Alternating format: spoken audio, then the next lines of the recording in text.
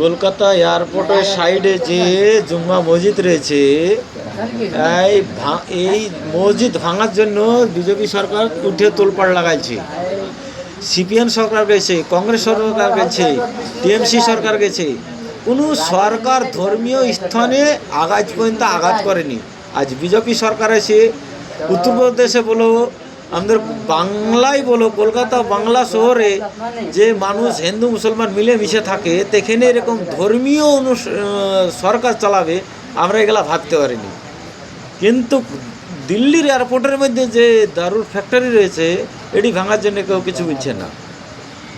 এটির লেগে বদনামাত করুন না। দিল্লির এয়ারপোর্টের মধ্যে বাইরে থেকে রাষ্ট্রীয় যাত্রী বহন করে যারা তারা যে এসে দারুর ফ্যাক্টরির ভিতর দিয়ে আসতে হয়, কেউ বলার নাই। কিন্তু হিন্দু হোক আর মুসলিম হোক, যে কই হোক, ধর্মীয় স্থান কেন রাজনীতি করার জায়গায় রাজনীতি করো, ধর্মীয় স্থানের জায়গায় ধর্মীয় স্থান করো। তোমারও ধর্মই তোমার কাছে বড়ো, আমাদের ধর্ম আমাদের কাছে বড়ো, খ্রিস্টানের ধর্ম খ্রিস্টানের কাছে বড়ো, জৈনদের ধর্ম জৈনদের কাছে বড়ো।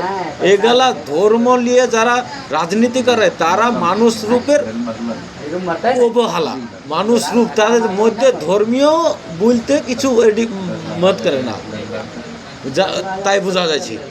যারা ধর্মীয় রাজনীতি করে তারা মানুষ খালি নামে রূপে মানুষ তাদেরকে বলা যায়, কিন্তু এরা মানুষ লাই। এরা ভাবে যে কোনোদিনই আমাদের ইন্তেকাল হবে না, কেউ ভাবে মরব না। এগুলা যদি ভাবতো তাইলে মানুষের ধর্মীয় স্থান নিয়ে কেউ রাজনীতি করত না।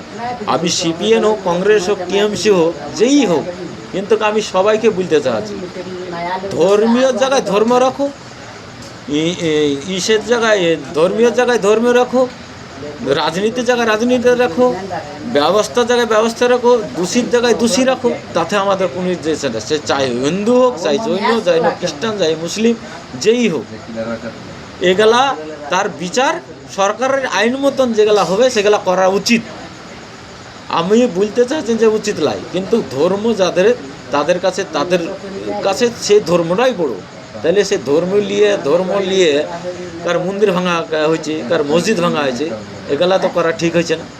তাইলে রাজনীতির জায়গায় আজ বিজেপি সরকার আমাদের বাংলা আইলে সব কিছু বদলাবে ভেবেছিল, কিন্তু বদলাইছে না। খালি হিন্দু মুসলমান খ্রিস্টান জৈন, কার ঘর বাড়ি, কার অবৈধা, এগুলা শিক্ষা কলেজ এগুলার পক্ষে কেউ বলতে চাচ্ছে না।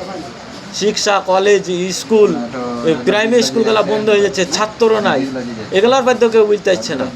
স্কুলগুলা ভালো পরিবর্তন করুক, মাস্টার পরিবর্তন করুক, এগুলা কেউ মধ্যে বলতে চাচ্ছে না। বেসরকারি স্কুল খুলে দিয়েছে, ছেলেবেলা গরিব মানুষ পড়াইতে চাচ্ছে না, তারা পড়ানি পয়সা পড়াইতে চাচ্ছে না, তারই জন্য শত শত মানুষ মূর্খ হয়ে যাচ্ছে। ভারতবর্ষে আর চাইনা কুতি থেকে কুতি পাওয়া যাচ্ছে। বাংলাদেশ আর ইন্ডিয়া পয়সার 8 টাকা 9 টাকা ফারাক ছিল, এখন বরাবর 1 টাকা 2 টাকা পয়সা। এগুলোর পয়সা কেউ বলতেছে না, এগুলোর পক্ষে বলে দেখুক, তারপর ভাববো যে আমাদের ভারত আগে গেছে।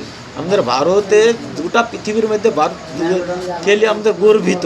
সবচেয়ে ফসল উন্নতি হয় আমাদের ভারত সরকারের, আমাদের ভারতবর্ষে। আর এইখানেই সবচেয়ে গরিবী, বাইরের এলাকায় যায় যেতে তো এরকম গরিবী দেখায় আমাদেরকে, গরিব দেশের লোক, তাই ভাবায়। আমরা কিছুতে কমি নাই, কিন্তু আমাদের এই রাজনীতির মধ্যে ধর্ম ঢুকে গেছে, তার জন্য আমরা গরিব হয়ে গেছি।